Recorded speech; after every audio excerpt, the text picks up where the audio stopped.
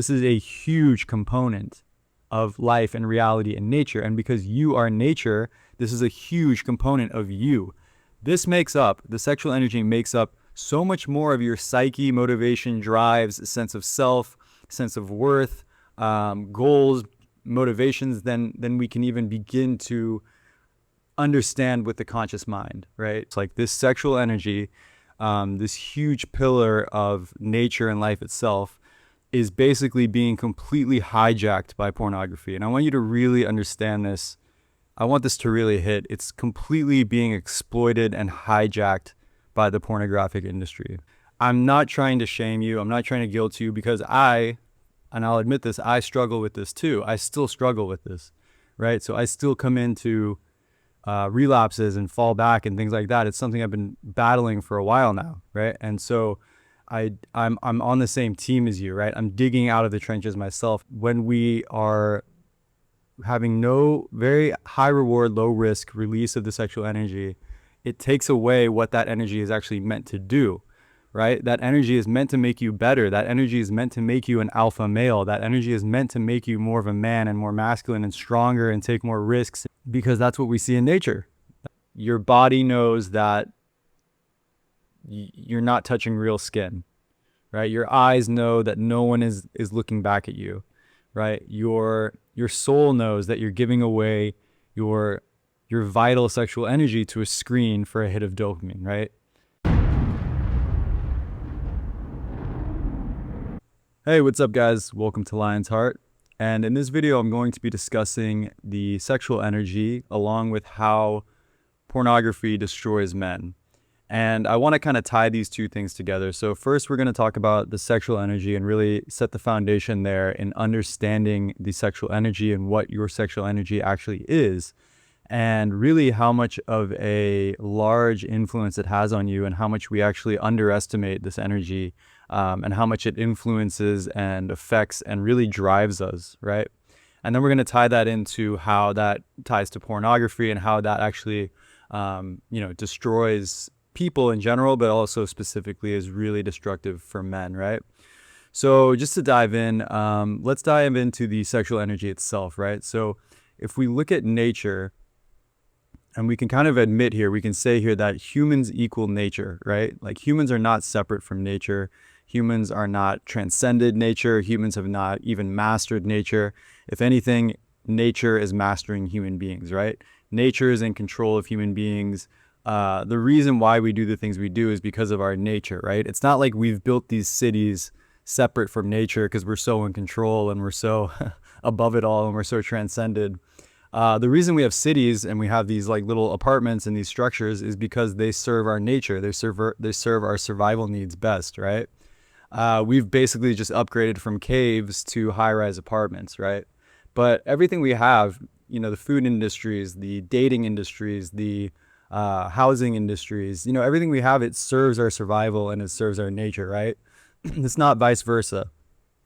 The reason, it's almost like these are pre-recorded, these are pre-imprinted impressions that we're now following out and optimizing, right? So humans equal nature. We're not separate from nature. We're not better than nature. We have not conquered nature, right? Nature still very much has conquered us, and we're very much slaves to our nature and our evolution, right? So coming from this foundation and this fact here that humans equal nature, we can look at nature and we can see that nature does not fuck around, right? We can see that nature does not waste any energy. Nature does not waste any time. Nature optimizes everything, right? Nature is very efficient and very effective, right? And we might even look at things that we might say are just like fun, cute little things like kittens playing or dolphins surfing waves, or bears little bear cubs climbing trees. But obviously, if we look a little deeper, kittens playing are just learning how to hunt. They're preparing how to hunt. They're training their hunting skills, right? When they're playing with each other, they're pouncing on each other, they're dodging each other's little claws and things like that. They're learning how to catch things and how to fight and how to dodge things and how to hunt, which is a very essential survival skill for them later in life. They need to learn how to do that so that they can have food, right? That's not a fuck around thing, right? That's life or death, right? And it's the same with dolphins. They're learning to optimize the energy. They're learning to move with the wave, to travel faster, things like that. It's not just for this fun, playful thing. And even if they are playing, usually it's some kind of bonding, it's some kind of social hierarchy learning, it's some kind of training around how others work and how to bond with others and how to connect with others. We see that with young chimps and monkeys as well, is like really when they're playing and when they're it looks like they're just kind of fooling around, they're really actually learning, they're beginning to learn the dynamics of socialization and others and hierarchies and things like that, which is very essential to their tribe and their survival, right? And with bears climbing trees, I mean, obviously that's a little bit more obvious, but yeah, the cub is learning how to, climb trees, catch predators, move into higher ground, things like that. So we can see here that nature is very efficient and very effective, right? So with that, we can look at the sexual energy, right? The sexual energy. How much time and energy does nature put into sexuality, right? How much time and energy does nature put into these sexual survival skills and reproduction and mating? It's tons of energy. It's tons of energy. It's tons of time. It's not just like 10 minutes a week.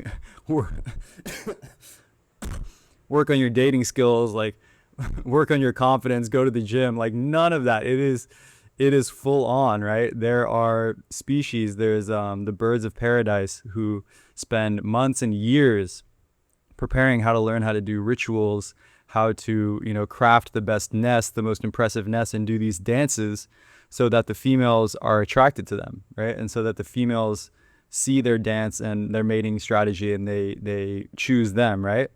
There's a tungare, I believe it's called the tungare frog, which will literally sit there and do like a 6-hour like mating call. And not only is he doing a mating call to call in a female, but he's also making himself known where his location is, right? He's putting himself on the radar, right? And this is actually dangerous for him because this lets predators know where he is. So he's literally risking his life to get laid, right? Basically, to mate, to find a mate, right? We also see this with peacocks. Like if you think about a peacock's like feathers and tails, like what's the point of that? Why would that be necessary for survival? It's not necessary. It's just completely for mating, right? If anything, those things are huge and they take up a lot of space and probably slow them down and things like that, but they need them for mating. So they're very essential actually. And we can also look at like red deer or elephant seals, which the males basically fight to the death for the harem of females. The males will risk their lives sometimes in bloody, very brutal, very intense kind of fights just so that they can have access to the females of that group, right? And then lastly, there's the peacock spider, which I thought this was kind of funny, but basically the peacock spider will, it'll do its dance, it'll show its colors and stuff to the female, and it makes itself vulnerable in doing this. And if the female doesn't like it, she eats him, right? So we might think that dating today is brutal, getting rejected is tough, and it hurts our egos. But nature is far more brutal, far more brutal. Like I mentioned, those birds of paradise, they'll spend their whole lives practicing this dancing and preparing their nest, and if the female doesn't like it, she just flies away and leaves him.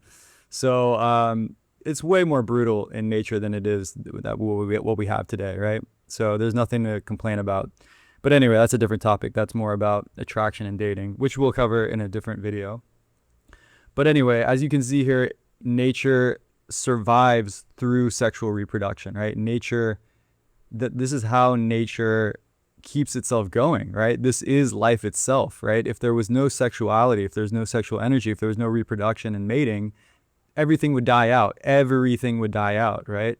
If survival stopped being the pinnacle of, the energy and optimization of beings and even plants, right?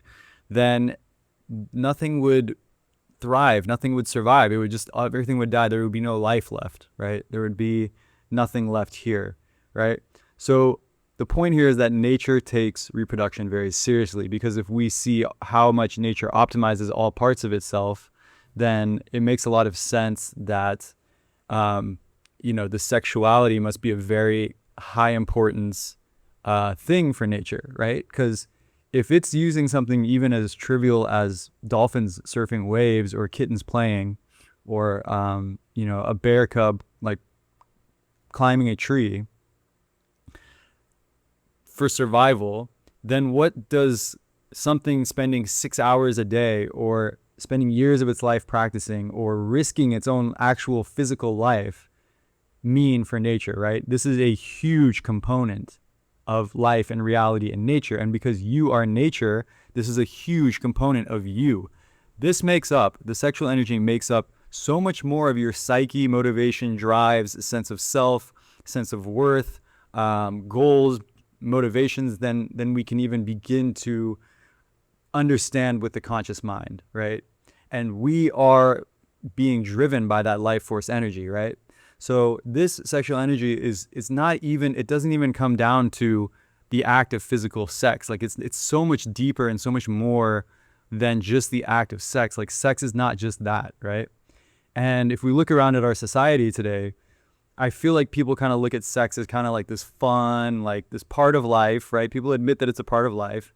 But it's kind of like this like Sex in the City vibe, or like, it's like, oh, how's your sex life? How's your sex health? Like it's very much just scratching the surface of what this energy is. And we don't understand it, right? We don't actually understand how much it really controls and influences and drives us. So one of the things that I want to do at Lion's Heart, and like this is actually one of the main pillars of Lion's Heart. We have three main pillars. It's God and consciousness and awakening, and there's the human side. There's the discipline, the psychology, the habits. That's kind of like the second pillar. And the third pillar is sexuality. And there's a reason that it's got its own pillar just for sexuality, because it's such a huge energy and such a huge influence on us that really it deserves its own whole like level of practice and optimization and mastery, right? And I mean, if we even look around the world, you see how many problems, how many issues come from a lack of sexual mastery, right? Look at this like Epstein stuff. Look at this, all these kings and all these prophets and all these spiritual masters who have just completely ruined, or rich financiers and things like that have just completely ruined their life because of lack of mastery over their sexual energy. And not just their lives, but their followers' lives, or their rulers' lives. I mean, you look at the War of Troy. They went through a whole war. Because of over a woman, over some jealousy and some sexual, it's probably more about power and stuff like that too. But, you can just look around and see how much of an influence this energy has, and how mastering it could actually change your life greatly. And I'd like to add how mastering it can change your life greatly, and also the lives of those around you. And also, if you're a man, the women that you interact with and the women that you have relationships with. Because in the same way that mastering this energy will help you to become a better man and also show up for women in a better and stronger way, it'll also hurt less women, right? Because these traumatized, addicted men like Epstein, or these kings or whatever, that had all this power and had all this access, but then abused it, they traumatized and hurt many women as well. And that's not what we're about at Lion's Heart. We're about being a strong pillar for the feminine. We're about being conscious masculinity, healthy masculinity, not toxic masculinity. Okay. So moving on, how does all of this tie into porn, right? So basically, this energy that we just described, this extremely powerful energy that, it drives life, it drives nature itself, it drives survival. It's the reason people get up and go to work. It's the reason people, go to the gym. It's the reason people probably feed themselves. Like this sexual energy, this huge pillar of nature and life itself, is basically being completely hijacked by pornography. And I want you to really understand this. I want this to really hit. It's completely being exploited and hijacked by the pornographic industry, right? They're taking something that is so sacred and so foundational and so fundamental to you and your psyche and your sense of being and your sense of self, and they're exploiting and hijacking it, right? They're putting the biggest tits in your face, the biggest, jiggliest things in your face with high quality and, multiple women, and just the most like basically on an evolutionary level, this is like the most like jackpot scenario that you can get. It's basically an unlimited amount of like a harem of unlimited women who are at their peak in terms of health and youth and vitality and things like that, physical appearance, physical beauty, all of these evolutionary, jackpot points that are just being flooded into your system, flooded into your face with, and I must add, with little to no risk, with little to no sacrifice, with little to no commitment. You're not doing anything as a man. You're not showing up. You're not even being seen, right? You're not even being seen as a being. You're just receiving all of this dopamine and all of these women and all of these things, right? So what does that replicate? Really, what that replicates on a survival evolutionary scale is it replicates you being the fucking alpha male, right? Like it's you being the elephant seal with the harem, right? Or the red deer who's won a million battles and is keeping the harem. But you're not the red deer who won the battles. You're a loser on your, I'm sorry, but you're just a dude on your couch who just jerked off into a napkin, right? That's the reality of it, right? You're alone in an apartment, staring at a screen, staring at pixels, and you just jerked off into a napkin, right? And I'm not trying to shame you. I'm not trying to guilt you, because and I'll admit this, I struggle with this too. I still struggle with this, right? So I still come into relapses and fall back and things like that. It's something I've been battling for a while now, right? And so I'm on the same team as you, right? I'm digging out of the trenches myself as well. And I have made a lot of progress in sexual mastery and beating these things and beating this addiction or this habit. But at the same time, it's still not a one battle, and I'm still in the trenches. So I say this as a brother in arms, right? I say this as a comrade, because even though I can know all of this and you can know all of this, it doesn't, that's why I'm saying nature doesn't fuck around. Like nature is, this wiring is so strong. That's why it's so addictive, because we can know all of this and still on some level our minds and our psyches are craving that, are wanting that, are moving towards that, right? So that's kind of like the basis of the pornographic addiction, right? It's emulating, you've won the evolutionary jackpot, you've won the survival lottery, you get all the women, you get all the, the harem, and you're the alpha male and all these things, right? That's what it's emulating. That's why it's so addictive. That's why it hits these pleasure centers, especially for men, because we're so visual. It hits all of these pleasure centers. It hits all of this dopamine. And it's just such a strong surge of dopamine that it becomes a habit and an addiction. But it comes at a very, very, very high cost. It comes at a very high cost. And what that cost is that if we look at nature, and even if we look at humans, let's just look at humans. Humans of past, the men in societies would have to, take on great risk, or, take on certain commitments, right? Like certain commitments around providing and being stable and being around and, showing up in certain ways, hopefully in healthy ways, sometimes in toxic ways, but, for the most part, probably in pretty decent, healthy ways. For a mate, for sex, for women, right? You couldn't just, unless you were going to a brothel or something, but if you really wanted to like have a partner and have a wife and have a family, you would kind of have to show up as a man. You would have to work a certain job. You'd have to risk things. You'd maybe have to fight wars. All of these things were expected of you, just to have a wife, right? Just to have a partner, right? And if we're talking about like harem level, like, that was kind of reserved for like the great artists or the great musicians or the great, kings, things like that. Like those were like the top, the people at the top of the social structure with the most power.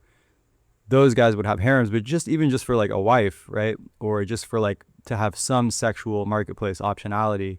There was still a lot that you had to do. You had to give up. You had to probably develop certain things. You had to risk things. And you might say, well, what's the joy in that? Like, why do that? Well, actually what it does is it develops you. It builds you into an actual man. Like it builds you into a real man. You're in the real world, right? You're in your body. You're doing things. You have a purpose.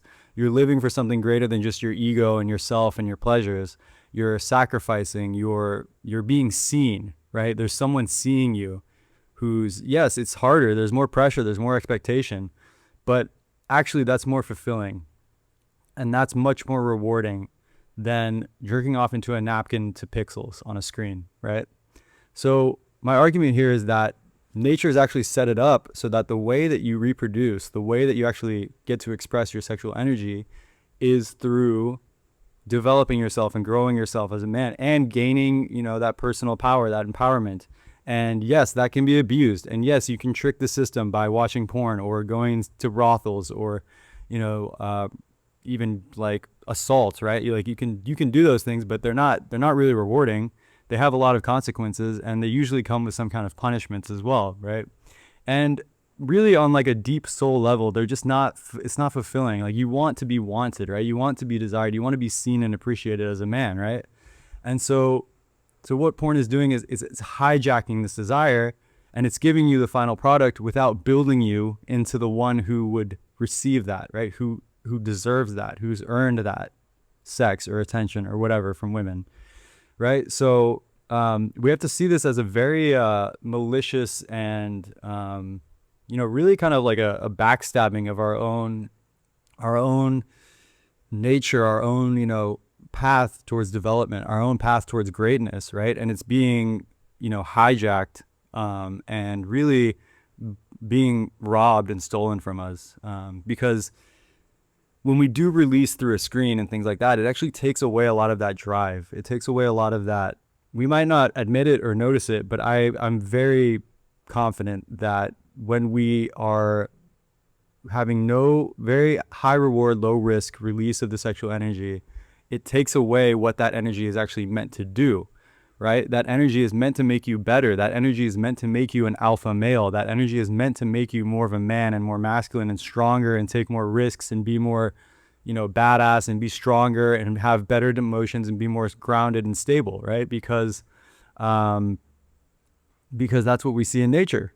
That's what we see in nature is that the men are constantly competing and fighting for that to be a high value option, right? And so why would that not be the same case for us, and that we can channel that sexual energy into developing and growing and evolving ourselves? And so I really want to drive this home that porn is taking away so much from you. And I don't want this, again, to be something to feel bad about, to feel shame about, but we have to acknowledge this. Like, it's just a fact that we have to look at, right? Like, yes, don't feel shame, don't guilt yourself, don't hate yourself. These things are very important, but we have to look at the facts, right? If there was someone taking, $10,000 from your bank account every year, wouldn't you want to know that? Like, and yeah, you don't have to shame yourself that that's happening or guilt yourself, but don't you want to? Wouldn't you want to stop that? And that's really what's happening with porn to your vitality and your masculinity and your joy, really your joy. And I think that the dance with the feminine, this is just my take, but I think that the dance with the feminine is such a beautiful part of life. Like, I feel like women are such great mirrors.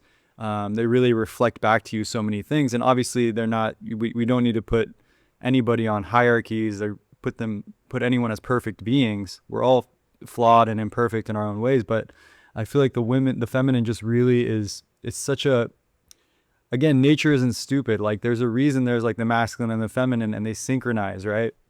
And I feel like this dance and learning this dance and dating and, working on yourself and your attraction is such a core, foundational, fundamental part of life and part of being a man.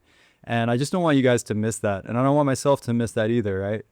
And porn really it's taking that from you. And just as a side note, you don't have to, if you don't want to do dating and attraction and women, these things, like, you don't have to, but you can also, even then, you can be celibate and still learn how to sublimate the sexual energy and use it as fuel for your purpose and use it to go to the gym and show up for your family and these things, right? Like, you don't have to do dating, right? But do stop porn, right? Because it's just it just takes so much from you. And I think we might think we've outsmarted something, like, oh, we've outsmarted the system. I don't have to go risk my life and fight wars, and I can still have the pleasure and experience these things and see these women and stuff. But it's not the same thing. It's really not the same thing as if you were doing that in real life. And what I mean by that is like having sex. Your body knows that you're not touching real skin, right? Your eyes know that no one is looking back at you. Right? Your your soul knows that you're giving away your vital sexual energy to a screen for a hit of dopamine, right? When you're watching porn, all of these things are happening, right?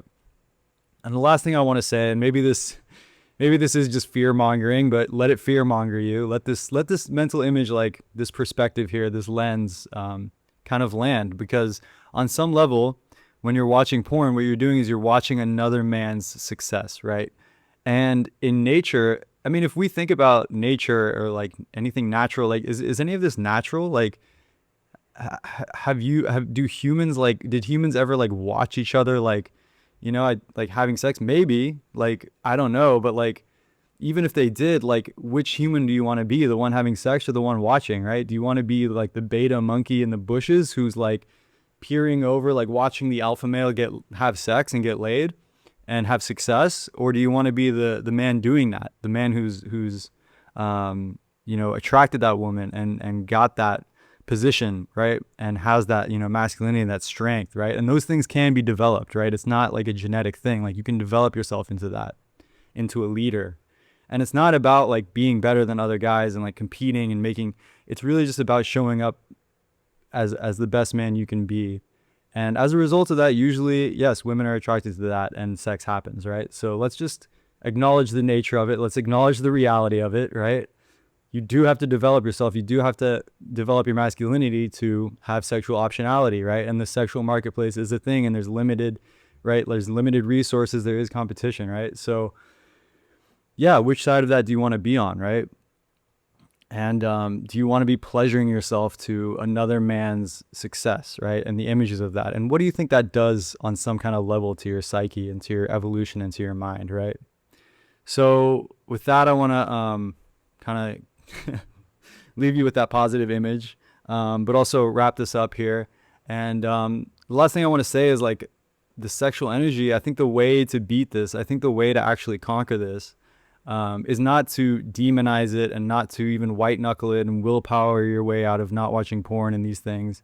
I think the way to do it is to actually just fall in love with your own sexual energy and to see the beauty of it and to see the power of it and fall in love with it. Like, really fall in love with it as like an energy and a fuel and a tool that's driving you forward and helping you to be the man you want to be and accomplish the goals you want to accomplish, right?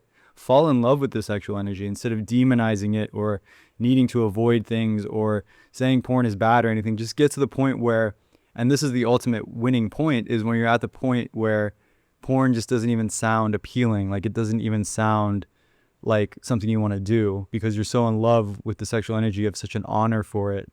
You realize the sacredness of it and you love it so much that the idea of, like, why would I go, give away my dignity or watch a screen or, jerk off to pixels? Because I have this, you've fallen in love with your sexual energy, right?